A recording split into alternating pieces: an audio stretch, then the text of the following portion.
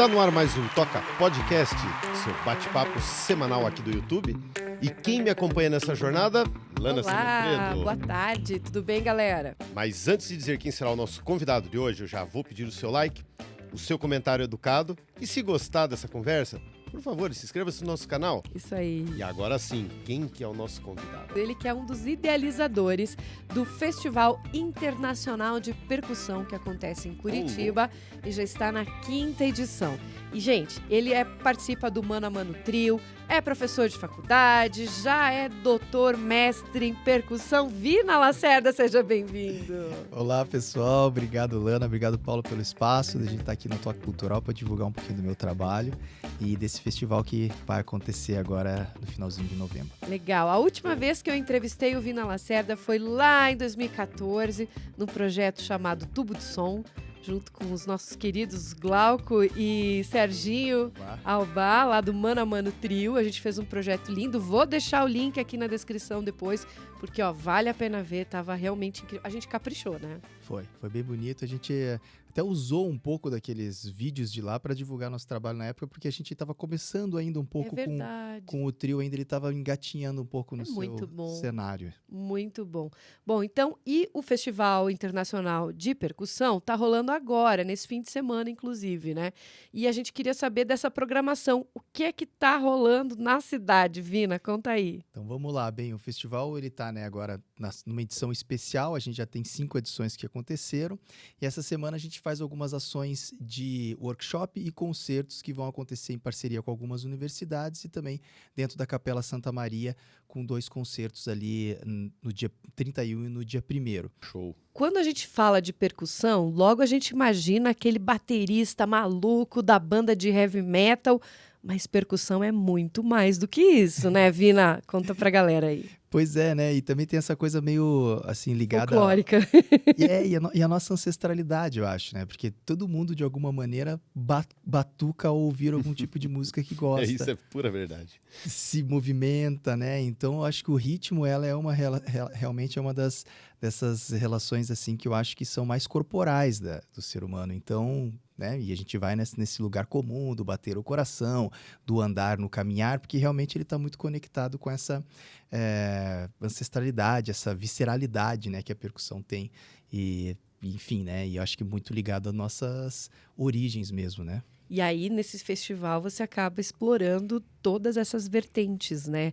Vem aí galera que batuca num cano de PVC, vem gente inventando percussão com outros elementos naturais ou não, né? Qual foi a coisa mais bizarra que você já viu alguém fazer uma percussão? Boa pergunta. Posso chamar assim de bizarro? Criativo, talvez. Tá bom, melhor. Criativo. Bem, a gente tem eu gosto muito de uma linha, assim, que às vezes não é tão... as pessoas não conhecem tanto, porque ela também fica um pouco mais pelo lado B da performance musical, que é o teatro musical, que muitas pessoas hoje em dia ligam essa palavra ao teatro musical, como no teatro, aqueles musicais, né? Uhum. Que é um termo também usado. Mas a música para percussão e a música em performance em geral também utiliza o lado do ator, o lado, né, dessa expressão artística para poder brincar com a música. Então a gente tem algumas peças, a gente chama isso também de teatro musical, que a percussão usa junto com a encenação. Então isso eu acho interessante, assim, porque pega as pessoas de surpresa, né? Uhum. Às vezes a pessoa acha que vai vir um elemento um pouco mais musical no sentido, né, enfim, desse produto de um mais coordenado, e na realidade às vezes ele vem acompanhado de, às vezes é um gestual, às vezes é uma expressão, às vezes é um instrumento alternativo ligado à fala e a uma performance mais ligada a essa atuação como, enfim, né, ligado a a cênica, né, uma performance A voz cênica. mesmo é um elemento de percussão também, pode ser, né? A gente vê grupos, não sei se poderia chamar assim, mas já vi grupos usarem somente a voz, né, para fazer toda... como é que eu vou dizer assim, toda a musicalidade, né, sem cantar, né, bem dizer. Eles fazem como se fosse Quase um beatbox, assim. mas um coral de percussão. Sim. Faz isso, né? A gente tem o grupo Barbatuques, né, no Isso, Brasil. eu tava que é- tentando lembrar o nome deles. Exatamente, eles são, assim, uma referência da música É. corporal no mundo, né? Que esse termo também ele tende, aos poucos, a mudar, de percussão corporal. Ele passou um pouco para música corporal, percussão corporal, música corporal, e hoje também alguns pesquisadores e alguns teóricos já pensam no corpo musical, né? Que é quando a gente utiliza realmente o corpo como uma ferramenta para se fazer música, e aí você utiliza a voz, você utiliza o bater no corpo, o raspar, enfim, né? O chacoalhar o corpo e toda essa possibilidade muito de bonito. manipular o som, né? Uma vez eu vi um grupo, acho que cubano, se eu não me engano, que estava em Curitiba. Não lembro se era Vocal Boca, não vou lembrar o nome. E foi incrível. Vou tentar lembrar o nome até o fim do programa e também vou deixar o link aqui, porque se eu não me engano, tem um vídeo deles bem legal na internet e é bem interessante. E falando disso, desculpe aproveitar o espaço, mas eu já vou divulgar aqui um evento que vai acontecer em Curitiba também, que é da minha amiga Andresa Prodóximo, que vai ser um dos maravilhoso. primeiros festivais de música corporal que Curitiba vai Olha. fazer, que vai acontecer, acho que finalzinho de novembro, se chama Baticum. E vai trazer Caramba! nomes referenciais do mundo, inclusive o Kate Terry, que é o pai da percussão corporal no mundo, um norte-americano, que vai estar aqui em Curitiba e com uma série de atividades. Então, já aproveito e deixo... Quais serão as datas? Você já Eu tem mais acho ou que é menos? finalzinho de novembro, mas Tá. depois o pessoal, a gente pode confirmar, Baticum... E dá para deixar aqui embaixo na descrição também. Aliás, se você está curtindo esse papo, já deixa teu comentário, já deixa seu like aí no vídeo, que ajuda muito a gente a crescer aqui no YouTube também. E o Paulo, eu sei que está aí preparando as perguntinhas dele, porque ele É fica verdade. só de olho Não, e anotando ali. assim, dentro daquilo que eu mais escuto, que é a música, o rock and roll, o heavy metal, dentre outras coisas, né? Me lembrou de um projeto que o Sepultura tinha, e ele saiu fazendo turnê mundo afora, com tal de, me perdoem a pronúncia, né, francês, Tambores do Bronx. Não sei se você já ouviu falar. Olha, eu acho que eles... eu já ouvi falar, assim, desse grupo. Acho que eles trabalham um pouco com essa relação um pouco parecida com o Stomp, não é? Com instrumentos alternativos. Eles utilizavam, me lembro, o início do show do Sepultura, eles entravam... Quer dizer, no início do show não, né? Quando eles chamavam pro palco, no início eles já vinham com uma espécie de uns tambores, que parece aqueles tonéis de petróleo, e faziam meio que em cima daquilo ali, dentre outras coisas, né? E é pra gente ver como, na verdade, combina. A percussão, ela tá inserida na música de uma forma bem onipresente, né? Você vê em tudo, né? Não importa o estilo musical, né? E eu me lembro aqui em Curitiba, não sei se você tem alguma aproximação com a música eletrônica. Existia um percussionista que era bem famoso, Sim. que era o Paciornik. Sim, o Paciornik. Ele foi um dos primeiros também nessa linguagem, né? De inserir a percussão junto com o ambiente Com a música eletrônico, eletrônica. né? Cara, achava muito legal o que ele fazia. Não sei onde está hoje, né? Era a dupla, Leozinho e Paciornik. Mas eu achava muito legal o que ele fazia. Super criativo, assim, né? E não sei, dentro da tua vivência, assim, você já chegou a fazer essa mescla, assim, né? Pegar um ritmo musical e colocar a tua percussão no meio para tentar gerar uma identidade musical, né? Mesclar, assim, tem alguma coisa nesse estilo aí no teu repertório? Com a música eletrônica eu tive já algumas experiências, né? Eu trabalhei no Skull Spirit, que é trabalhei durante 2 anos, que é um evento que era muito famoso, acho que no começo dos anos 2000, e tive a oportunidade de tocar com o DJ Mark Mark, que é o pai do drum and bass, né? Até tem uma história muito engraçada que eu toquei numa praia, num lugar paradisíaco com ele e tal, e aí quando acabou o show, todo mundo conhecia o DJ Mark Mark, é óbvio, ninguém me conhecia.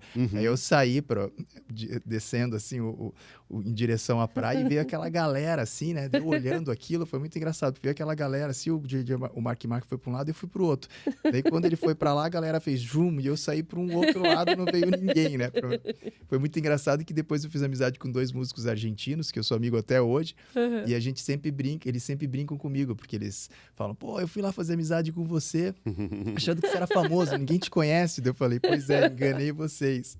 Mas a música eletrônica, ela pede muito essa coisa, até porque já acho que muito... Já tá enraizado, né? Exatamente, essa coisa também, como é muito sintético, né? Enfim, eletrônico, esse lado, a coisa da orgânica da percussão traz um colorido diferente, né? Então, tive a oportunidade de trabalhar com o Rafael Araújo, aqui de Curitiba também, que é um dos caras fundadores da IMEC, né? Essa escola de música eletrônica. Então, a gente sempre vai misturando e ir topando qualquer uma dessas paradas que barato. a gente consegue se inserir, né? E o jazz também, né? Acaba entrando meio nessa onda. Você já se arriscou também nas improvisações? Sim, aí é o lugar que eu me sinto mais à vontade, porque é o lugar que eu gosto mais, né? A coisa da música, de você sentar e, às vezes, não conhecer o músico. E do deixar lado. fluir, né? Exatamente. E o discurso ser aquele a partir daquele momento, sem muito ensaio, e que a coisa acontece e a coisa vai fluindo no fazer musical, né? Essa é a minha grande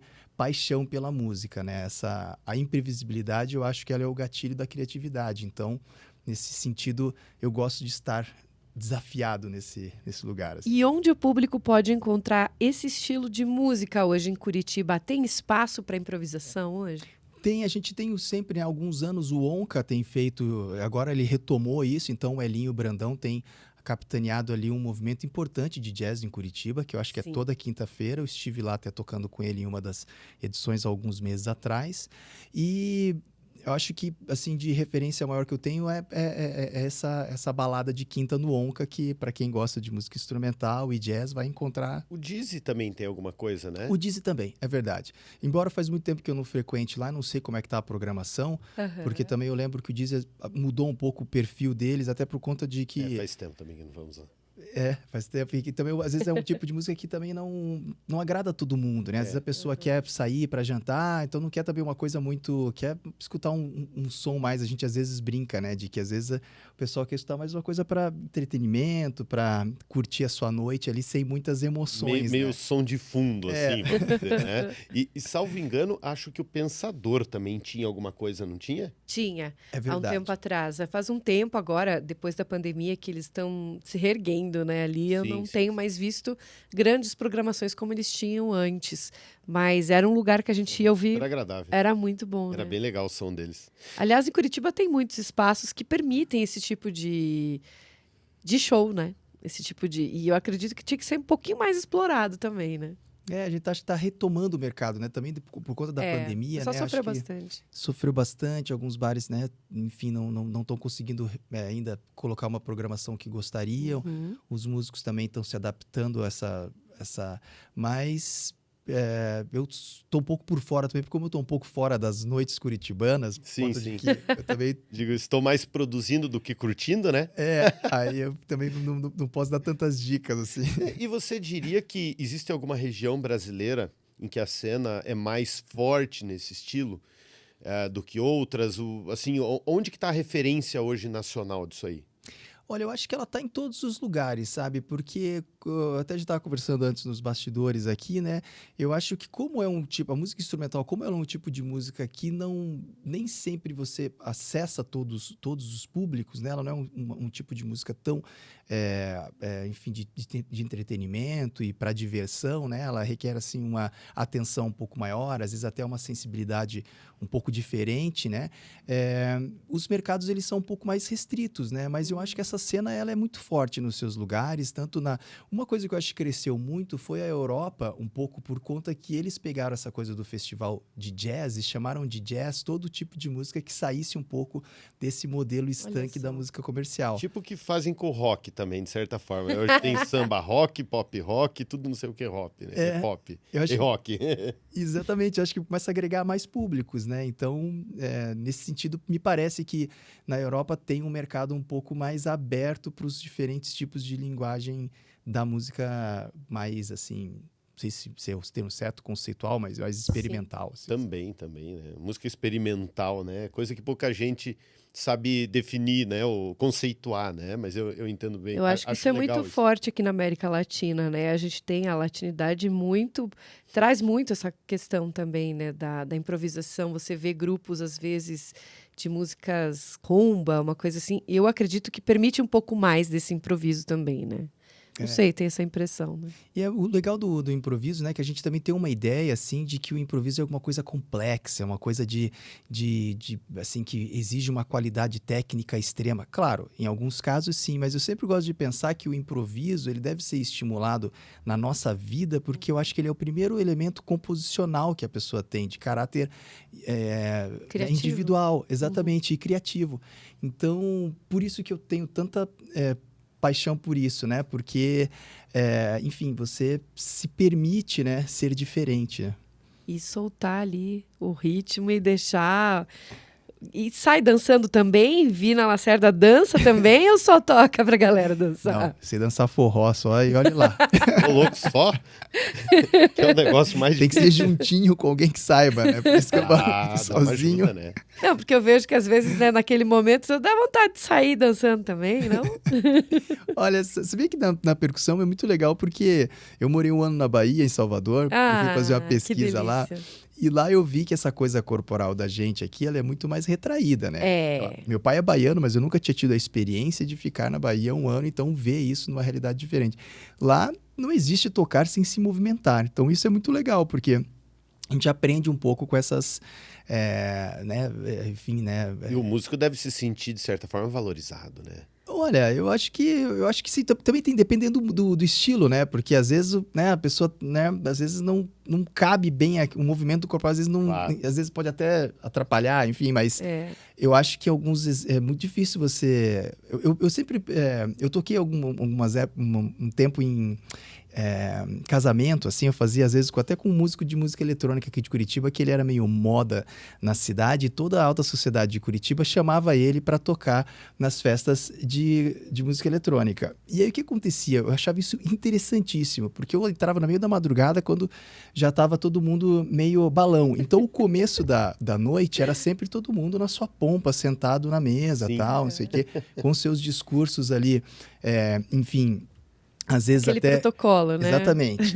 E aí a coisa começava a se soltar, a gente entrava... Quando entrava o funk, você via aquela pessoa que você jamais acharia que ela ia até o chão. Ela levantava, ia até o chão, se soltava, porque o ritmo é uma coisa que ela envolve a gente, envolve o corpo. Principalmente depois da segunda caipirinha, né? Tem Se você também. tá mais solto, exatamente. Então você se joga Você se mesmo. permite, né? É interessante isso. Nem E é tanto, bacana ver nem tanto isso, por né? pressão popular, é por pressão...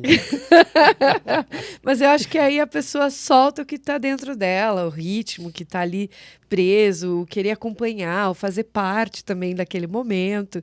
E o funk, ele é bem popular, então acaba criando esse, né? Ah, agora vamos dançar. E daí levanta e vai. Não, né? até hoje, sabe que tem um sarro que tiram de mim, ali na família bem grande. Porque, assim, embora eu goste de vários estilos musicais, o que eu mais escuto tá, assim, no heavy metal, no rock and roll, né? E teve uma determinada festividade que depois de umas 5 doses de uísque, me colocaram pra dançar o tal do Didi. É, Até hoje me tiram muito raça sarro. negra. Raça negra, me tiram muito sarro. E o Lepo-Lepo também. Lepo, teve isso? Teve. Essa você não lembra. Estamos falando Essa agora. estão falando agora. Não, brincadeira. Mas ele voltou pra casa Mas cantando o Didier Purple foi Rain. o Purple Rain. Ó, mas Purple Rain é Prince, né? Pra você que tá Tá assistindo dentro o do programa, repertório. conta aí nos comentários abaixo qual é a música que tava tocando naquela festa de casamento, de formatura, que você jamais imaginou ver sua avó dançar. Escreve, conta pra gente aí Sua embaixo, que avó. vai ser legal de ver. Vina, na tua música, na tua família todo mundo é músico? Meu pai, né, a gente herdou isso dele, então meu pai é uma pessoa que tá todo dia com seu violão na mão. Baiano? Baiano, não tem como, a musicalidade, né, do Nordeste é algo forte. impressionante, corporalidade, tudo. Eles têm isso como uma natureza da vida, todo mundo aprende um com o outro, toca. Então ele trouxe isso para dentro de casa, e o meu irmão, Vadeco, que é produtor e compositor, bem atuante aqui, tem um estúdio chamado Astrolábio aqui em Curitiba, é o outro lado da música da família. Então, Grande Vadeco. conhece, né, o Conheço. Vadeco? E muita gente não sabe que eu sou irmão dele. Às vezes a gente até... você é irmão do Vadeco e tal, porque a gente tá em áreas da música, às vezes, um pouco descoladas, assim. Uhum.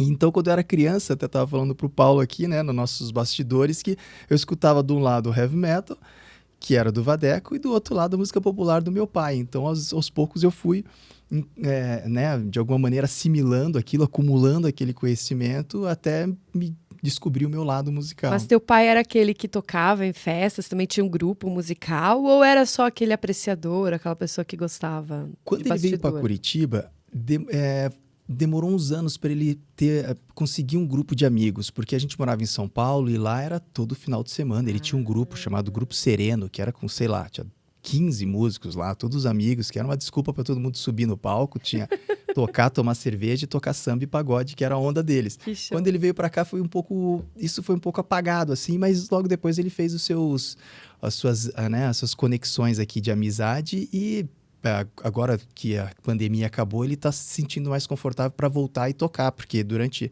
toda a minha vida aqui, todo sexta ou sábado, ele saía para os amigos para tocar o seu violãozinho, acompanhado dos colegas ali que Como é o nome do teu cantarolar. pai? Valdemar. Seu Valdemar, um abraço pra você, que coisa boa saber disso. Tem que sair tocar mesmo. E ele tem um disco que a gente gravou uns 5, 6 anos Olha! atrás, produção do Vadeco, do Jorge, Uhum. e eu também dei uns pitacos ali, que se chama A Volta do Boêmio, foram 14 canções gravadas. Que show. Que linda, porque ele tem uma voz maravilhosa, São assim. autorais as músicas? Não, são releituras Então, de temas já conhecidos, assim. Tem uma música que é do Vadeco, que ele grava. E quem quiser também dá pra procurar. Eu fiz um canal de YouTube pra ele com Vamos as deixar músicas. o link aí embaixo também. Boa, depois eu passo pra vocês do canal do seu Valdemar, pra quem quiser conhecer um pouquinho da voz dele. Jogar pro Spotify isso aí também. Pois é, a gente ainda não teve essa... Plataformas digitais aí. Fica essa... É porque, assim, eu falo isso, parece até que o cara tá puxando o saco do convidado. Não é. Eu, às vezes, me pego ouvindo essas releituras de outras... de pessoas Músicas conhecidas, totalmente nada a ver, às vezes, da banda original, né? E, cara, eu acho muito legal. E eu vejo isso um pouco ali na música cubana, onde na maioria das pessoas que você vê tocando, normalmente não tem a ver. Eu coloco no YouTube, às vezes, umas playlists. Ontem mesmo, a gente tava dando uma geral aqui no estúdio, nos equipamentos, e deixei uma playlist tocando ali. E aquelas pessoas que tocam em bar, cara, tem umas versões muito legais, às vezes, daquelas músicas super conhecidas, né? E que estão no YouTube e te permitem conhecer. Se não né? fosse o YouTube, você só ia conhecer uma ou duas versões dela, né? E um exemplo que eu trago do que eu mais ouço lá do heavy metal, existem bandas de death metal que tocam AC/DC, e gente que não gosta de AC/DC eventualmente escuta aquilo, porque tem muito metaleiro truzão, né? Aquele que a gente fala que é o cara que não escuta outra coisa, tem que ser heavy metal, né? E se não for muito pesado, não serve, né? Tem uns caras assim, né? E aí eles falam, não, mas pô, o AC/DC tocado pela banda X, lá pelo Cannibal Corpse, acho que é. Não, Six Feet Under. Porra, esse sim é metalzão, né? E a verdade é que é muito legal, né? Você ver uma banda colocando, às vezes, a identidade musical dela em algo que totalmente dissociado da imagem dela, né? Eu acho muito legal, por isso que eu incentivo, acho que deveria colocar ali no... Até você falando isso, eu lembrei do Iron Maiden em Canção de Niná, né? Não sei se você já... Ué, não tem bossa nova também? Tem, Beatles, Ou então tudo, o né? Apocalíptica que toca Metallica no Instrumentos cello, de né? cordas. Exato. Nossa, maravilhoso. aliás, isso aí, nós fomos no show, cara, Do traz Apocalíptica. São suecos. cria uma atmosfera. Eu fui na Ópera de Arame ainda, né? Faz alguns anos. Pra ajudar ainda, né? Porque ali é maravilhoso o som, né? E aí você vê toda aquela atmosfera que é criada pelo violoncelo e mais ou menos parecido com o que ele falou, do meio pro final do show, porque é só violoncelo. Do meio pro final entra um baterista. Cara, a coisa ganha um corpo, porque já é muito legal sem. A hora que entra o baterista, ganha um corpo, a música que te empolga. Quando você pensa que o show já tá meio tipo, beleza, né? Já tá caindo, né? De repente entra o baterista no meio. Cara, dá uma empolgada no pessoal, né? É Você lembra verdade. disso? Foi muito bacana. E a gente vai deixar o link também. Gente, hoje tá cheio de link. Confere depois a descrição desse vídeo, por favor. É que o que a gente gosta, a gente assiste. A gente recomenda. Vina, deixa eu te perguntar uma coisa. Como é ser um baterista em Curitiba hoje? Você tem sua bateria no teu apartamento, na tua casa? Incomoda vizinho? Já teve problema? Como é isso? Ó, eu tenho um espaço que é, né, onde tá o meu set, as minhas coisas. Eu tenho um homezinho estúdio também, então eu já incomodei demais. Hoje em dia eu não Bateria incomodo eletrônica mais. hoje. Envelopou Eu tenho- tudo. Exatamente. Como é um estúdio bem vedado, então Sim. eu posso tocar ali às 3 da manhã, se eu quiser, que Ninguém não tem, vai te ouvir. não tem Não problema. incomoda. Mas, enfim, já incomodei bastante, né? Porque batuqueiro, qualquer lugar que tem um instrumento começa a tocar e se o vizinho não gosta, vai reclamar. Que barato. E o Mano a Mano Trio, vocês já tiveram alguns projetos legais também, né? Vocês conseguiram gravar... Acho que... Vocês chegaram a gravar disco, né? Sim, a gente tem... Fizeram um monte de show também. Fizemos, Turnê. viajamos bastante. Foi um grupo que ficou bem ativo, né? O Sérgio agora está em Portugal, ele até voltou para Curitiba, vai ficar aqui, eu acho que no começo do ano, mas faz uns desde que começou a pandemia, o Sérgio Obá acabou se movendo para Portugal e está por lá.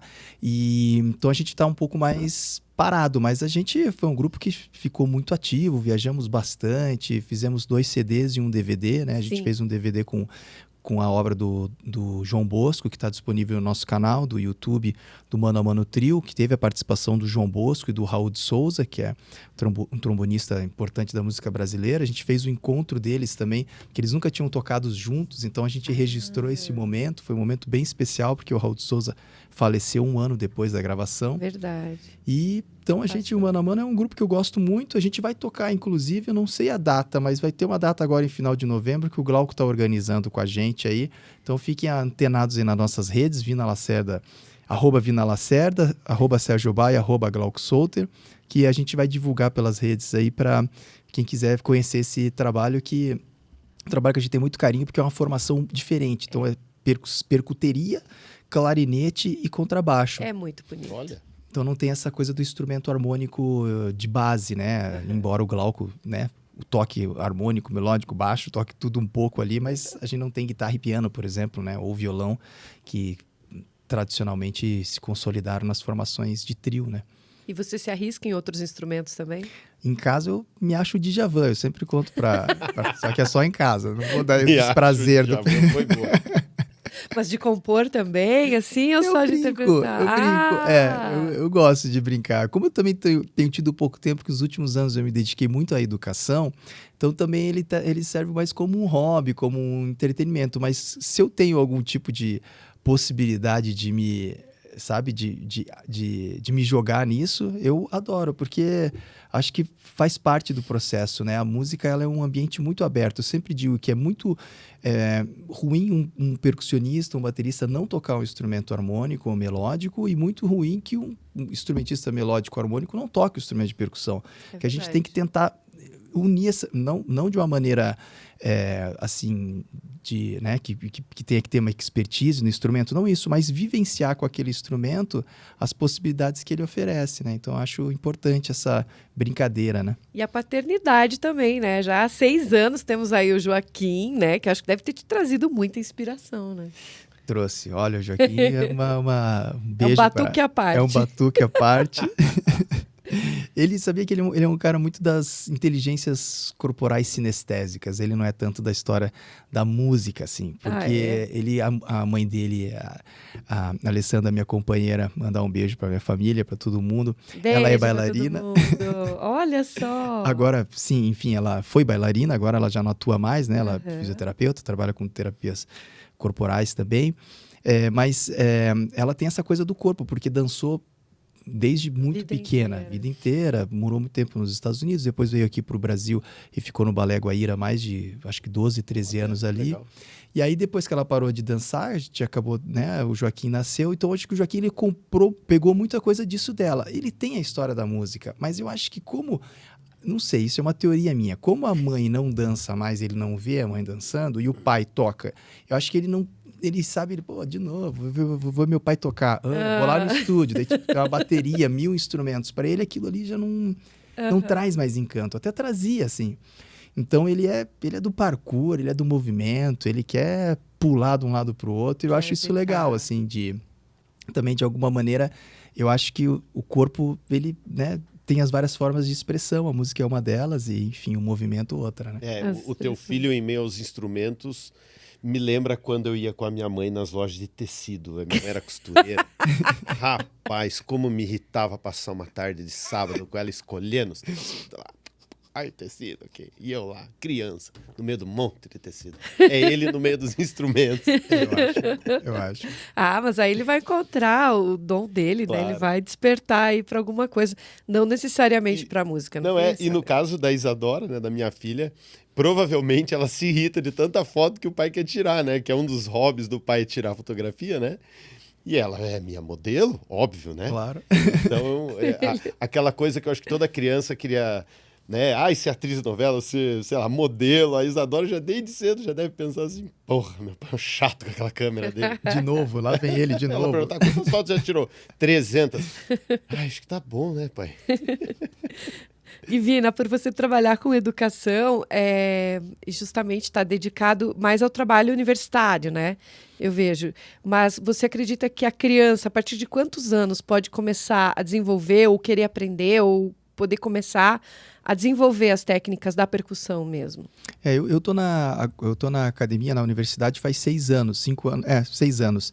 Mas eu sempre tive muito trabalho com o público geral, né? Eu trabalho no conservatório como professor desde 2006, e antes disso já trabalhava com públicos diferentes. Então, eu nunca tive muito eu nunca trabalhei muito na iniciação musical, embora gostar de ler sobre e ver o trabalho das pessoas. Mas uma coisa que eu sempre falo, porque esses tempos um amigo meu me ligou e falou: Vina, eu queria colocar meu filho numa aula de musicalização, mas eu não sei aonde e tal. Eu também não sabia direito, embora eu sempre, na época ainda não tinha a Doriane, que é uma professora de musicalização ali do conservatório, que é fantástica, a Andresa Prodóximo com o Conservatório Vila Lobos. A gente tem vários locais assim muito legais em Curitiba para os pais levarem as crianças para brincar com música, né? Porque a gente acredita muito que a música ela é uma ferramenta para o desenvolvimento pleno do ser humano, da sensibilidade, para você realmente desenvolver o indivíduo nas suas sensações, desenvolver para a vida, né? A música ela não é uma coisa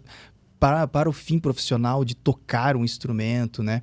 Então, eu acho que a idade da criança é desde sempre, né? Eu acho que envolver ela com música. E aí, quando eu respondi meu amigo, eu falei, por que você não você começa a tocar você já toca um pouco de violão, começa a tocar você para ela, começa a brincar, quer dizer, a música ela faz parte de todo mundo e de alguma maneira na história a gente achou que ela não é uma atividade para os que não têm, colocar entre aspas, o talento, que durante muito tempo isso foi colocado como algo que uma regra. E também como algo divino. A pessoa tem talento, ela toca. Não tem talento, não toca. Tem dom, toca. E eu não acredito nisso. Acho que eu não acredito nesse determinismo. Acho que todo mundo pode desenvolver a sua música a partir da sua... É claro que existe facilidade, né? Claro que existe. Aquela inclinação natural. Exatamente, existe para tudo, né? Não só para música, né? Você vai tirar uma foto aqui e você vai falar, meu Deus, o que esse cara tá fazendo, né? A pessoa só não teve como desenvolver isso porque o ambiente não era favorável dentro de casa. Aí depois de velha ela começa a cantar e percebe que tem jeito para coisa. Por que não, né? Se sente bem com aquilo. Né? Com certeza. Então, se a pessoa gosta de tentar, toca errado. Faz o acorde desafinado, brinca com a criança, tenta a gente precisa se musicalizar mais, todo mundo, assim, porque... Até porque é terapêutico, né? Exatamente. Aliás, me lembro do Plá, o dia que nós conversamos com ele aqui no estúdio. E ele comentando que me parece que existia um trabalho na época em que ele estudava música que era voltado à terapia, em que ele ia no hospital para tocar... nos hospitais psiquiátricos. Isso, para tentar ver o que aquilo poderia agregar no tratamento, que eu acho muito legal. Sim, Então, em Curitiba a gente tem o curso de musicoterapia, né, lá na Universidade, na Unespar, na FAP, que é um curso de referência no Brasil, né, que trabalha justamente isso que o Paulo colocou aqui, né, essas possibilidades de usar a música como um meio. Às vezes a pessoa não percebe o quanto a música ajuda, né, porque talvez seja algo assim tão... Vamos dizer, a música ela está, de certa forma, já tão na cabeça das pessoas que você não percebe que você trabalha e coloca um determinado tipo de música para ter ou mais atenção, ou para ter um pouco mais de tranquilidade, calma, né? E aí você está no carro, às vezes você não percebe, você coloca um determinado tipo de música que é para você se desligar, né, do que estava fazendo anteriormente. E a verdade é que isso só quando você para refletir que se percebe, né? E também tem uma coisa que a gente às vezes desconectou um pouco da música, porque ela popularizou muito, né? Os meios de reprodução da música. Então a gente escuta a música e o ruído é algo presente pra gente o tempo inteiro. Então tem o carro, tem o ruído, né? Essa sociedade é do som, né? Você vai no elevador, o cara, quero tá lá uma musiquinha tocando e tal. Então a música, ela é algo que tá... E aí, como ela tá muito presente na vida das pessoas, às vezes a gente acaba tirando um pouco o valor dela, né? E de alguma maneira não... filtrando um pouco isso para outros fins, né? E daí, dentro disso que você falou, aproveitando esse gancho, eu te pergunto, o que você costuma ouvir normalmente quando você tá, sei lá... Estava anotado aqui. Carro, em casa... Olha, muito boa pergunta, sabe? Eu escutei muita música brasileira e os artistas da música brasileira que eu gosto. Nos últimos tempos, eu comecei a voltar a algumas gravações originais porque eu já tinha esquecido. Como Então eu assim? cheguei... porque você acaba também, quando você começa a tocar, você pega um repertório. Eu toquei muito tempo em bar, até os 30 Tá. anos, eu tocava muito. Então você pega lá a música do Chico, daí você toca aquela música, vamos colocar um exemplo bem básico, assim, sina, né? Tá. A pessoa chega no bar, violão e voz, o cara vai estar tocando sina.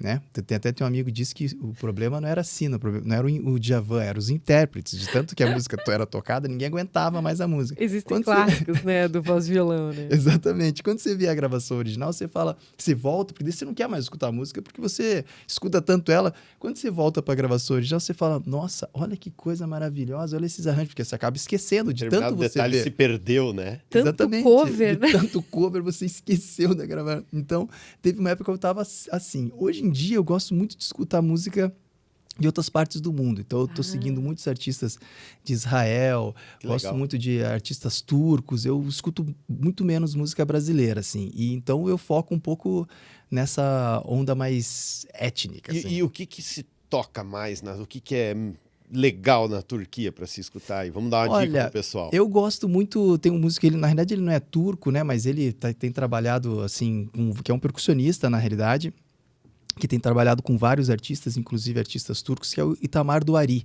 Ele é um percussionista fantástico, então ele já trabalhou inclusive com o Benjamin Taubin, que é aqui no Brasil, gravou um disco lindo com ele. E ele é um músico que trafega por várias linhas, assim, várias ondas musicais. Então, do jazz, vai para música um pouco mais voltada à tradição judaica, vai para... Porque né, a tradição tem muito essa coisa da música instrumental. Sim. E tenho pego, e a partir desses artistas referenciais que eu encontro, eu vou, hoje em dia, pelo Spotify, YouTube, tentando achar, ou Google, vou googando e encontro lá os artistas que... Às Você vezes, nem imaginava. que não imagino. Daí vou lá, escuto um pouquinho, escuto um pouco desse, um pouco Já daquele. vê se agrada, se não agrada. Se não agrada, é porque eu acho que também essa coisa do músico, ele tem que ter uma pesquisa do... O que você falou, né? Essa coisa do... Se você escuta e gosta, é isso que vale, né? A gente Claro. é totalmente subjetivo, né? Essa coisa do que é bom, do que é ruim, né? Então, mas enfim, são artistas que... Hoje a tecnologia ajudou a gente a aproximar, o que antes a gente também não conseguia, né? É o que eu falo sempre, né? A tecnologia que ajuda a gente a conhecer músicas de vários lugares do mundo. A gente já falou várias vezes aqui sobre esse assunto com vários músicos que vieram aqui, e artistas e Essa cantores, coisa do né? Netflix, né? Que, sei lá, você não veria mais ou menos o que seria a cultura alemã se não fosse pelo Dark, porque Hollywood quase não faz filmes Séries, retratando ali como funcionam as coisas na Alemanha, né? A gente viria algo sobre Ou a Falda, ótica deles. né? Falda, que Uma série Israel incrível. e Cisjordânia. Você não saberia La Casa como de é. Papel, na Espanha, que, aliás, a música mais famosa é a italiana, né? O Bella Ciao. Então, assim, é interessante porque a gente não vê as outras partes do mundo só pela ótica hollywoodiana, né? Você está vendo pelo produtor de lá, né? Então, e a gente ter o Google hoje à disposição, assim, o YouTube abre um leque enorme. E o maior né? exemplo disso na minha vida foi que as músicas do Narcos lá na Colômbia, tipo, que eu me encantei por causa da série. E hoje sou um puta fã do estilo musical. Mas talvez eu não teria essa aproximação se não fosse essa facilidade, né? De consumir Sim. o conteúdo de outros Ela lugares. tem um ritmo fascinante, né? A música colombiana, essa música latina. E eu gosto legal. de atribuir muito isso ao Netflix, porque eles têm coragem de chegar num determinado país, como também teve série russa, enfim, outras. Teve, se não me engano, também alguma coisa da Noruega, aquela da chuva. Mata as pessoas, não lembro o nome. Enfim, mas eles têm essa coragem de chegar lá e falar assim, não, eu quero um produtor daqui, quero só atores daqui, quero roteiro daqui, e vamos comprar isso aqui, vamos fazer. E de quebra a música é de onde? Daqui também? Porra, eu acho espetacular. Pra quem gosta de música, ajuda muito, é bem legal. Fomentar o mercado local, né? Acho que isso é uma coisa que, de alguma maneira, a gente tem que tentar, né, cada vez mais essa valorização, né? Como que vocês fazem muita aqui, coisa né? interessante, Tem, né? Essa é a muita verdade, coisa. né? Agora, independente do lugar do mundo, uma coisa que eu não entendo são aqueles mistérios misteriosos e que a gente vai revelar agora. A Vina vai me ajudar a revelar Mistérios isso. misteriosos é legal. Por que, raios, o baterista tem que ficar tão lá atrás do palco, gente? Eu acho que é porque ele faz muito barulho. Não, eu não acho, gente. Esses dias, eu não sei qual foi o show que eu fui assistir. Gente, o baterista estava tão lá atrás que eu demorei acho que umas 3 músicas para perceber onde estava o baterista. Porque ele estava muito atrás de todo mundo. Claro, o palco não era tão grande, tinham muitos músicos, mas, gente, por que deixar o baterista tão lá no fundo do palco? Pois é, né? Mistério revelado agora. Vamos lá, conte pra gente. Olha, eu vou um pouco mais fundo, que eu acho que pode ter algumas relações, porque a gente sabe que muito dessa relação dos tambores, ela de alguma maneira, ela hegemonicamente, ela foi colocada de lado, foi marginalizada, né? A gente tem uma relação de predomínio dos instrumentos melódicos e harmônicos, Carina do que é Ferro. ou não música, exatamente, porque eles, né, eles têm um acorde, eles têm harmonia, eles têm... E o instrumento, né, de acompanhamento, como é sempre colocado um pouco de lado. Então, acho que os tambores, e principalmente porque também a gente sabe que o lado da percussão, ele veio da coisa exótica, né? Quando ela começou a ser inserida, por exemplo, nas orquestras europeias, a percussão, ela vinha a partir do Império Otomano, que trouxe esse instrumental e foi inserido ali na comunidade. E depois, quando você tem aqui essas relações com a música, ela é muito ligada ao tambor às culturas que eram, né, escravizadas, as culturas negras, afro, né? Então, você tem, eu acho que de alguma maneira, uma marginalização que ela está escondida nesse universo, né? Tem uma coisa que eu falo que é muito interessante, assim, se eu chegasse e falasse para alguém, assim, uma frase que ela aconteceu, tá? Era uma frase real, de um músico chegar e falar assim, uma pessoa, uma expertise em música, chegar para vocês e falar, nossa, isso aqui é um lugar destinado a músicos, né? Eu não sabia que aceitavam percussionistas. Isso é uma brincadeira, tá? Uma piada, Tá. né? Uma piada que é real, assim, que acontece dentro do... Agora, se eu falasse a mesma piada usando, por exemplo, isso aqui é um lugar destinado para músicos. Eu não sabia que aqui aceitassem pianista. Será qual das duas questões que a pessoa ia ficar... Opa, calma aí. Percussionista, as pessoas iriam rir. Com o piano, as Ia pessoas se iam falar... ofender. Elas iam achar, nossa, mas que estranho, calma assim, piano, porque essa ligação é direta entre o instrumento e música. Opa, o pianista é músico, percussionista, será Não dá que pra é? dizer que há um certo preconceito? Eu Não, acho- não no sentido pejorativo, mas Sim, literal mesmo. Sim, de achar que ele pertence a um outro campo, né? Que não é esse campo da música, né? Dessa estética, que eu acho que é muito de um pensamento, assim, que a gente tem e que é enraizado realmente pela não inclusão dessa diversidade, né? Então, eu acho um pouco isso, mas eu posso estar errado. Se você souber a resposta, por favor, comente aqui abaixo por que percussionistas, por que o baterista da banda fica tão lá no final do palco. Conta aí a sua Igualdade de versão. salário para os percussionistas. Não, Eu sabia brincadeira. que isso era uma realidade, né? Mas, poxa, A gente, né, hoje, né, a gente reage de maneiras assim, nossa, mas será? Mas é verdade. Eu tinha nas orquestras, nas primeiras orquestras de rádio, o percussionista, todos negros, a maioria deles, no começo das rádios, eles vinham antes, montavam a orquestra, deixavam as cadeiras todas prontas para os músicos, carregavam os instrumentos e iam lá para trás tocar. capaz. Quer dizer, então sempre teve isso, né? Essa relação é um instrumento diferente, nem todo mundo tinha acesso a essa informação. Então,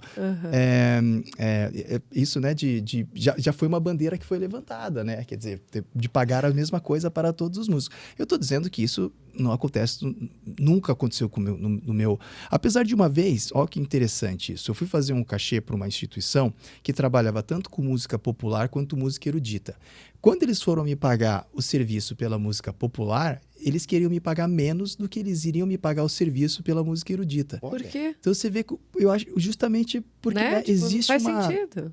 existe de alguma maneira, uma hierarquização de determinados músicos, tipos de música que acabam, né, assim, revelando, assim, às vezes enfim, mas no campo da cultural, música, né? cultural, exatamente, mas no campo da música, eu não acho que quando eu toco lá atrás, esses músicos que estão ali na frente não é essa a questão, até porque, de uma maneira mais objetiva, eu tô trazendo assuntos filosóficos aqui, mas é porque às vezes a bateria atrás, ela até ajuda o pessoal, porque ela empurra a banda para frente, ela tá com o som ali atrás, né, isso pode ajudar, embora eu acho que pudesse ser a questão do espaço espaço também, às vezes ela ocupa muito espaço, então um pouco atrás é um pouco melhor, né? E às vezes Provavelmente alguma atrapalha coisa da também. amplitude também, porque Ou não. repare que os alto-falantes dos outros instrumentos normalmente vão estar no mesmo nível da bateria de Aham. distância. Então, provavelmente a bateria um pouco mais para frente abafaria um pouco, eu imagino. Porque, repare, é só se pegar a Metallica, você vai olhar o show deles, vai estar o baterista lá e os alto-falantes vão estar na lateral dele. Então, eu acredito, embora a bateria também seja microfonada, né? O fato é que eu acho que é um instrumento que por si só ele é tão potente que eu acho que o equilíbrio tonal, esse tipo de coisa, já é meio medido para ser dessa forma. Mas aí a gente está falando só de bateria, né? Agora, quando a gente tem instrumentos de percussão envolvidos, né? Aí vai desde chocalhos, você tem pandeiros, você tem outras formas ali, né? Uns tipos de... Não sei nem como seriam os nomes daquele... É quase um xilofone. Aquele Suspenso? dos Como chama? metaizinhos, Ele, que eles fazem... esse ele chama de carrilhão. às Carrilhão. vezes, Carrilhão, não sabia que tinha isso não. Mas sabe que você falou uma coisa interessante? Porque olha só como é uma loucura cultural. A gente, na República Dominicana, um instrumentista que é o chefe e o dono da gig, vamos dizer assim, é o cara que toca a guira. A guira é um instrumento que é um ralador, ele tá na frente da banda. Olha. Então, ele é o cara que mais conhece, né? Você tem, por exemplo, na cultura afro-peruana, o cajón, que é um instrumento, a pessoa que toca cajón, ela tá lá na frente, do lado do violão, ou o cara que toca a carrita. Isso eu já vi, verdade. Então tem essa diferença, né? A gente também tem uma relação, assim, que desses posicionamentos, que ela é muito pautada pelo que a música pop colocou, né? De alguma maneira, assim, como imagem, né, do que seria essa performance da música, né? Sim. Em outras culturas, né, sem falar nas culturas, por exemplo, de matriz africana, em que o instrumento, que muitas não têm instrumento melódico e harmônico, é só a voz, e que os tambores são a principal linha. Predominantes. E às vezes elas são tão... A percussão é tão predominante, tão forte, que não existe às vezes nem palavra para dizer o que é músico e o que é dançarino, porque todo mundo faz tudo. Sim. É tudo uma coisa só. É Show. parte do recurso humano, né? Isso. O lance no Peru, como eu estava falando, então, obviamente, a mulher não deu bola pro cara. Ele fala, pera aí que eu vou lá pegar meu carrono. Então a mulher muda, né? Muda ali, ela já, opa, você toca isso? Muda, né? Você viu só? Vina, e quem são os teus ídolos, posso dizer assim, suas referências na percussão hoje? Com certeza. Olha, meus ídolos, uma pessoa que hoje eu tenho, né, como amizade muito próxima, é o Suzano. Você estava falando até ontem que você foi no show do Ney essa Mato semana, Grosso. né, no Ney Mato Grosso. Suzano, que toca com ele, é uma pessoa que eu tenho muita admiração. Tenho muita admiração pelo Caíto Marcondes, que é um outro músico que tem trabalhado em parceria, né? E, assim, Ayrton Moreira, Dom Romão, Edson Machado, que são bateristas e percussionistas brasileiros, assim, da primeira metade do século XX, que começaram principalmente... um pouquinho, na segunda metade do século XX, perdão, que começaram a se desenvolver mais, né, no cenário mundial. E muitos músicos parceiros meus aqui, né? Porque também a gente sempre fala dessas pessoas que estão tão longe da gente, né? Mas a gente às vezes esquece de olhar das quem pessoas está aqui daqui. do lado com a gente. Então eu tenho uma admiração muito pelos esses músicos que vêm me acompanhando durante toda a minha trajetória como músico aqui e que que dividem o palco comigo e que eu tenho o privilégio de dividir o palco com eles, como Glauco Souter, Sérgio Obá, Julião Boêmio, André Prodóximo, André Ribas, Leonardo Gruzito, todo o pessoal do grupo do La Percutório. Então tem uma família de músicos curitibanos que eu sou fã, que eu sou realmente, devoto, assim, dessa história em que, de alguma maneira, me ajuda a construir a minha, né? Que barato. E então vamos terminar esse programa hoje falando um pouquinho mais sobre o Festival Internacional de Percussão, que já está na 5ª edição, está rolando aqui em Curitiba e vai até que dia? Até o dia 1º de novembro, na Capela Santa Maria. Então, no dia 31 vai ser um momento bem especial, logo após as eleições aqui no Brasil. Na segunda-feira, a gente vai lançar um grupo que se chama Pandeirada Orquestra. A gente vai colocar 40 pandeiros juntos em cima do palco. Que barato! E o festival esse ano ele tem uma ideia diferente, porque ele vai proporcionar para esses 40 pandeiristas, que não são músicos profissionais, a oportunidade de performarem em cima de um palco, com toda a estrutura, com uma banda de músicos de excelência que vão estar lá acompanhando eles, e sentir esse friozinho da barriga, que é essa Legal. coisa da apresentação. Então, a gente está bem empolgado em lançar esse projeto durante o festival. E na segunda-feira a gente encerra com a participação do Rafael Alberto, que é o percussionista-chefe da Filarmônica de Minas Gerais, que veio aqui para a gente fazer um concerto que se chama Porandubas Percutidas, que narra a história da percussão de uma maneira não explícita, mas que é um dos espetáculos que eu participei, assim, que eu mais tenho carinho, que é uma experiência musical, assim, é um espetáculo de quase 40 minutos, mas que é realmente transformador, e eu gostaria muito que as pessoas fossem ver, se vocês puderem presenciar Com lá certeza. a gente na Capela Santa Maria. Realmente um espetáculo que mostra essa diversidade da percussão e essas 1000 possibilidades, porque a gente sempre pensa na percussão como esses instrumentos que são tambores, mas a percussão também tem os instrumentos de altura definida, né, que vocês falaram, parece um xilofone, que são xilofone, marimba, vibrafone, que tem essas notas que, como a do né, que a gente fala, as notas do piano, as notas dos outros instrumentos, que a gente brinca, verdadeiros. Tem isso, né? Tem Então, isso. As piadas de músico, As viu? piadas de Aparecendo músico. Então, a percussão tem também esse arsenal de instrumentos, vai estar lá no dia 1º de novembro para mostrar para o pessoal essa possibilidade também. E alô, Guinness Book, hein? Porque 40 pandeiros Pandeiristas. ali, não sei se tem mais do que isso aí no mundo, não, né? Eu não sei se já existe notícia de algo assim. Olha, existem algumas orquestras de pandeiro no Brasil. Orquestras de pandeiro. Isso, porque o pandeiro, ele no Brasil, ele é um instrumento que ele é praticamente o símbolo da música popular brasileira, né? Nossa, mas uma orquestra de pandeiro eu nunca tinha ouvido falar. E é muito engraçado porque você já pegou um pandeiro alguma vez na tua Não me vida? lembro, Eu já. acho que não. Agora, se eu te der um pandeiro aqui, eu tenho certeza que você vai sair tocando Alguma coisa sai. porque isso já está naturalizado pra gente. A gente pega aquilo lá, o cara pega um pandeiro, nunca pegou na vida, e já vai brincar com o seu instrumento, faz muito parte da nossa cultura. É um instrumento que aqui no Brasil você tem uma variedade gigante de tipos de pandeiro inserido em vários contextos musicais. E as orquestras, a gente tem uma orquestra que se chama As Empandeiradas, em Salvador, Olha. que é muito legal, só de mulheres. A gente tem a orquestra do Rio Pandeiro, a gente tem a orquestra acho que é Paticum, Ticumpá, não lembro agora, uma orquestra da Clarice, no Rio de Janeiro. Que E a legal. gente vai lançar esse projeto aqui. Agora, a Orquestra Platinelas, em São Paulo, que também estão lançando agora. Só E pandeiro. só pandeiro, quer dizer, Claro, né, pandeiro e outros, né, mas Claro, o pandeiro como claro. elemento principal, né, que é um dos trabalhos também que eu tenho me dedicado ao longo dos anos, porque também tentar trazer esses instrumentos para um plano frontal, né? Você falou lá da bateria, né? O ano que vem a gente tem a 6ª edição do Festival de Percussão. Se tudo der certo, a gente conseguir captar o dinheiro através das leis de fomento, a gente vai fazer um festival inteiramente dedicado ao pandeiro. Então vai ser uma noite em que a gente vai tocar 3 obras para pandeiro e orquestra sinfônica. Gente, E a gente vai organizar isso ano que vem aqui em Curitiba e tentar parcerias aí com instituições para ajudar Tem a gente. partitura para pandeiro? Tem. Ô, louco! De alguma forma a música tem que ser Não, eu fiquei possível imaginando, de né? escrever, né? Pra você poder É. registrar aquilo Pergunta também, né? boba minha, mas é que eu Não, fiquei pensando. acho que nenhuma né? pergunta é boba. É que, na realidade, nós, por não sermos músicos, não entendermos disso, a gente realmente bate a curiosidade, né? E até você comentou dessa possibilidade do pessoal que é amador ou que estuda mais por entretenimento entrar com músicos no palco e sentir esse frio na barriga. Tá, agora, pensando especificamente na bateria, né, que é a minha curiosidade, quanto tempo de estudo para você virar um baterista minimamente competente? Pra tocar num barzinho. Minimamente Na pra churrascaria. Pra você poder começar a pensar assim, ó, gosto dessa música, acho que tenho condição de tirar, pá, tirei.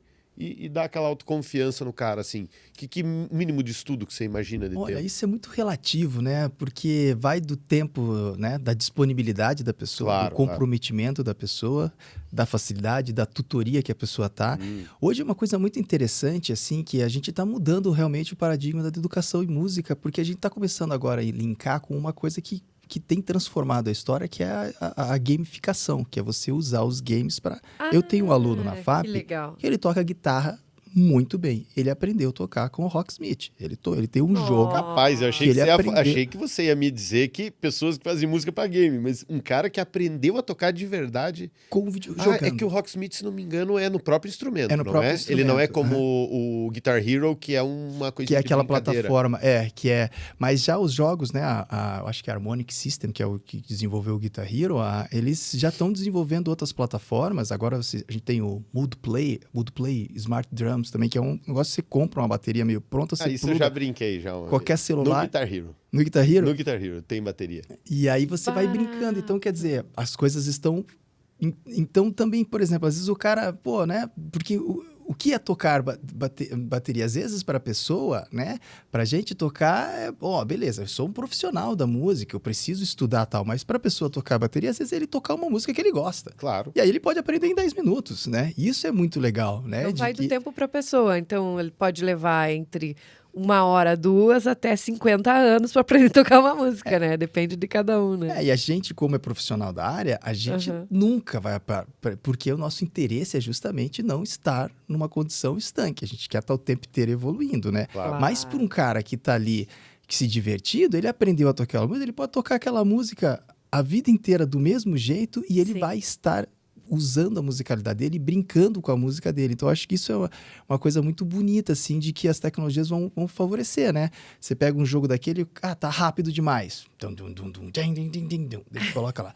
Já mexe ali Eu acho isso fantástico, sabe? Eu acho que a hora que o ensino da música começar a investir mais nisso, vai ser esse tempo, ele vai ser... talvez vai ter uma dinâmica muito diferente, né? É uma revolução, né? Eu ouvi dizer já que tem banda de Guitar Hero, assim. Mas é claro, é uma coisa não é levada a sério e também nem tem esse objetivo, né? Será que mas não? De amigos falarem assim, não, vamos gravar e vamos Mas será que não é levado jogar a um sério? vídeo. Talvez até seja, mas eu acho que assim não é algo cujo objetivo principal seja ganhar dinheiro com isso, nem nada. Não, é por prazer mesmo. Gostou de fazer? Porra, acho que a gente devia gravar. Vamos. Joga. Entendeu? Isso, Legal. que você falou isso, o Eugênio Finho, amigo meu, ele fez um comentário, eu não pesquisei sobre, o pessoal que está assistindo a gente depois pode colocar nos comentários aí se descobrir alguma coisa. Mas existe já algumas redes sociais específicas para músicos que o cara faz o concerto dele em casa, para os amigos dele, aonde ele quiser. Às vezes ele pode, né? Inclusive ter a participação de outro. Eu não sei se isso é através de plataformas de jogo, eu estou um pouco desinformado em relação a isso. Mas collabs, assim... Exatamente, a pessoa paga, quero ver o guitarrista, sei o quê, vai lá, vou assistir o meu amigo tocando, Então, enfim, a tecnologia também está mudando esse formato de para quem tocar, por que tocar, com quem tocar. E durante a pandemia houve uma revolução, né? Eu me lembro acho que o maior canal de baixo do YouTube é de um italiano, chama Dave 504. Só que ele não tem banda, ele é um cara que começou a tocar baixo, e, cara, se empolgou tanto que hoje ele vive do baixo no YouTube. E justamente pelo trabalho dele hoje já ser essa coisa, né, digital, né, ou seja, ele não parou de ganhar dinheiro, né, por estar na pandemia, porque ele não tocava em bar. E viu os músicos que ou tocavam em bar ou faziam show, realmente meio que tocando para os fãs ali, e aí você podia, sei lá, dar $10 pro cara e pedir uma música. E ele, cara, muita gente boa, ia lá e metia tipo $300 e falava, toca tal coisa. E é engraçado, cara, como às vezes a pessoa nem é do determinado estilo e começava a tocar assim, não é meu estilo, mas de cabeça me lembro que a música é meio, sei lá, Michael Jackson. E a pessoa ia tocando lá. Porra, revolucionou. Quando que a gente ia pensar nisso antes dessa revolução das lives, né? Eu, pelo menos, pra mim era impensável. A gente está num lugar que a gente não sai mais, né? Tanto é que a gente está aqui, né? E isso perdura, né? Porque a gente está falando agora, daqui a pouco a pessoa outra vai lá, se conecta, dá aquela entrevista que você deu, desculpe. Então, é muito legal, porque você também vai deixando um legado digital ali para as pessoas. Verdade. E a partir do festival, abre-se um leque de conhecimento para todas as pessoas que participam, né? Do festival, uma maneira das pessoas se conectarem com outras, apresentarem trabalhos, e já devem ter surgido vários convites para você em função disso. Você já fez trilha para teatro, para cinema também. Acho que muito em função dessa exposição do teu trabalho nesses eventos também, né? Para quais filmes, sei lá, para quais peças você já fez teu trabalho? Eu tenho isso no meu currículo ali, mas isso é algo que eu tenho muito modesto. Eu participei de algumas, mas eu nunca compus. Eu participei de muitas... Mas são convites que surgem assim, né? Mas surgem. Eu participei, já fiz trilha para 2 peças de teatro de casa da minha companheira e participei de várias outras, mas nunca como capitaneando a composição inteira e das trilhas de filme, sempre em parceria participando das composições do Vadeco, que é meu irmão, que já fez trilhas para vários para cinema, tal. Mas essa coisa do festival que abre oportunidade, com certeza, da mesma maneira na verdade, eu comecei com o festival, é bem interessante essa pergunta, porque eu já tinha tido uma experiência viajando por vários lugares e eu vi aqui em Curitiba, você não tinha um festival de percussão de peso nos moldes desses festivais internacionais de música que eu tinha participado. Então eu falei, poxa, temos que criar alguma coisa aqui, e a gente começou com essa ideia. Então, a partir disso, os primeiros contatos e quem eu acabei convidando são essas pessoas que haviam me chamado para outros festivais e eu comecei a fazer com esse intercâmbio. Então ele já parte... networking, né? Exatamente, ele já nasce nesse intercâmbio, né? Uhum. Então, é muito legal mesmo, né? De poder participar em outros lugares porque a gente sabe que a realidade do nosso mercado, da música, ela é uma realidade dessa que você falou, é entre pares, sabe? Se eu chegar hoje e mandar, eu sou um músico, tenho um trabalho, tal, mandar para um festival de percussão, por exemplo, tem um festival de percussão que eu já participei, que é o PASIC. O PASIC é a maior convenção de percussão dos Estados Unidos, que acontece todo ano, o negócio só tem os bambambãs da percussão lá. Eu fiquei mandando material anos, e uma vez eles me chamaram. Depois mandei mais anos, nunca mais me chamaram e nunca mais vão me chamar, com certeza. Mas, por quê? Porque aquela hora aconteceu deles olharem, eu não sei o que foi, talvez, esse cara aqui é interessante, porque é muita gente, e a gente sabe que é muita gente boa, e se você não tem uma paridade de amizade ou de afeto por trabalho de outra pessoa, tal, você não acontece. Então, essa coisa do festival é muito interessante. Tem um outro músico aqui de Curitiba que está fazendo esses festivais, que é o Ian Giller, que ele estava comentando sobre isso em uma palestra que ele deu lá na FAP. Quer dizer, você acaba convidando os teus amigos, porque o mercado... como que o mercado não existe um fomento para esse tipo de intercâmbio. É muito raro. Aquela você tem frase uma outra clichêzona, né? Quem não é visto não é lembrado. Então, o cara tem que estar envolvido com alguma atividade para lembrarem de chamá-lo, né? Exatamente. E em contrapartida também chamar e se conectar com outras pessoas, né? E produzir projetos incríveis, como acontece muito em Curitiba com a oficina de música, eu vejo. É uma conexão fantástica. Você já participou vários anos, né, da oficina? Já participei como professor, como músico, né? Mas é mais um evento, assim, que ele é fantástico, mas que, assim, eu aproveito o espaço aqui, né? Mas que, de alguma maneira, perde um pouco... Se você não tem um fomento e uma política de você continuar... Teve um ano que não teve a oficina de música, porque... Não sei porquê, vários motivos, o prefeito acabou não fazendo, depois teve um ano que teve mais ou menos, veio a pandemia, 2 anos, quer dizer, isso vai enfraquecendo um evento, que é um evento que é fantástico na cidade. Tem mais de 30 anos, né? Tem mais de...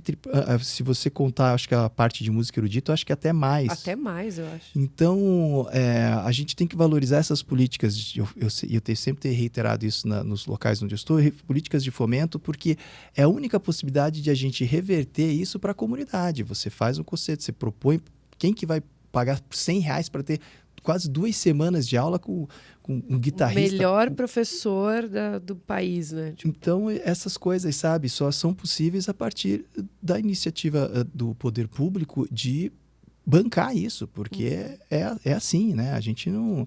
Se eu faço um concerto... Eu não consigo fazer um concerto do Festival de Percussão, que ele até vou falar sobre isso, é patrocinado pela Funarte, é um prêmio pequeno que a Funarte dá pra gente, mas enfim, a gente consegue realizar algumas coisas, mas não tem como, né? Custa... Eu vou ter de portaria num dia desse R$1.000. Custa 13 para poder fazer um concerto. É uma equipe envolvida. Técnico de som, luz, hold, músico. Aluguel do teatro. Aluguel do teatro. Então, não existe, não se paga. E mesmo se eu fizer um concerto que eu preciso colocar 1.000 pessoas a R$100, né? Então, esse tipo de local onde a gente trabalha, ele depende muito ainda das formas de mecenato, né? Diferente de você vai fazer lá um concerto de um artista famoso. Mais famoso, claro, fica mais fácil, né? Mais fácil, né? Mas mesmo assim, eles cobram caro, né? Enfim, porque custa, né? Tudo custa, Exato. Né? É aquele pensamento errado, né? Do tipo, mas é músico, tem que ser de graça. Não tem isso? Tem bastante. Tem gente que pede, às vezes, o convite, né? Mas, às vezes, até eu acho que é porque a pessoa gosta de ser lembrada, e, às vezes, sabe se sentir importante, né? Mas a pessoa... É muito engraçado isso, né? A pessoa, às vezes, fala que adora nosso trabalho. Nossa, eu sou teu fã, tá maravilhoso, isso aqui. Mas as pessoas não vão ver o nosso trabalho, né? É muito engraçado isso. A gente sente isso, às vezes, e tudo bem, né? Não é a pessoa, é uma crítica. É uma crítica. É só uma realidade. A pessoa, nossa, eu adoro o teu trabalho, mas você nunca vê a pessoa concerto.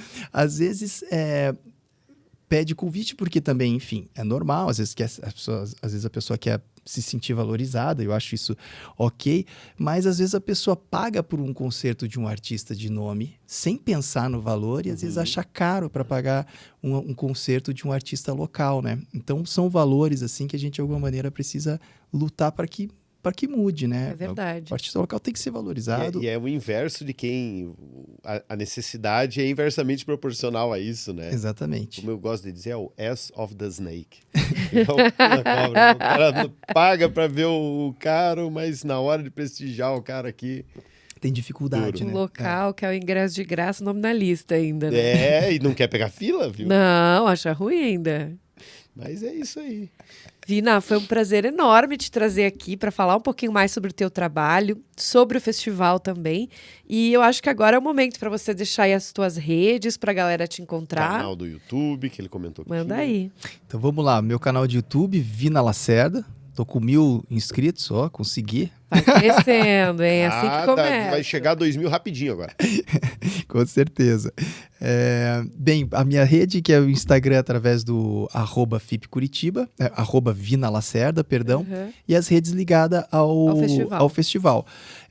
Então, @FIPCuritiba e o site www.fipcuritiba.com.br. E também dentro desse site vocês têm acesso ao meu site também, que é www.vinalacerda.com.br, onde dá para conhecer um pouco do meu trabalho, os materiais que eu lancei também sobre ensino de percussão, os projetos que eu tenho desenvolvido, e os sites estão bem organizadinhos assim para quem quiser conhecer um pouquinho. E lá no site do FIP já tá para comprar os convites do dia 31 e do dia 1º, e quem é de Curitiba aí, se puderem comparecer no Teatro Capela Santa Maria, esse lugar maravilhoso que a gente tem aqui em Curitiba, com um concerto que vai ser para tirar as pessoas do que elas já estão mais ou menos acostumadas a ver nesse mundo que a gente tem, que a tecnologia... É verdade. Né, eu fiquei curiosa para ver essa orquestra de pandeiros, né? Acho que vai ser incrível. Eu nunca tinha pensado nisso, né? Na próxima você vai tocar com a gente, se gostar. Eu? Gente, eu tocar pandeiro. Vocês acham que eu dou conta, gente? Escreve aí nos comentários. Aliás, quero deixar um grande abraço para todo mundo que está aí assistindo a gente. Muito obrigada por ter ficado com a gente até agora. Deixa seu comentário, se inscreve aqui no canal, se inscreve no canal do Vina também, porque isso valoriza muito o trabalho da gente, ajuda a gente a crescer. E pode não parecer, mas é de graça, não paga nada, é só deixar um likezinho e ajuda o nosso trabalho a continuar. Ajuda muito, né? É como se a pessoa estivesse nos dando uma gorjetinha sem tirar R$1 do bolso. É isso aí. Galera, um abraço grande para todo mundo. Vina, obrigada. Seja sempre bem-vindo aqui, viu? O espaço está aberto para você. Valeu, obrigado, Paulo. Obrigado, Lana, pela participação aqui no espaço. É isso aí. Paz nos comentários. Aê, falou, galera. Tchau, tchau. Até semana que vem.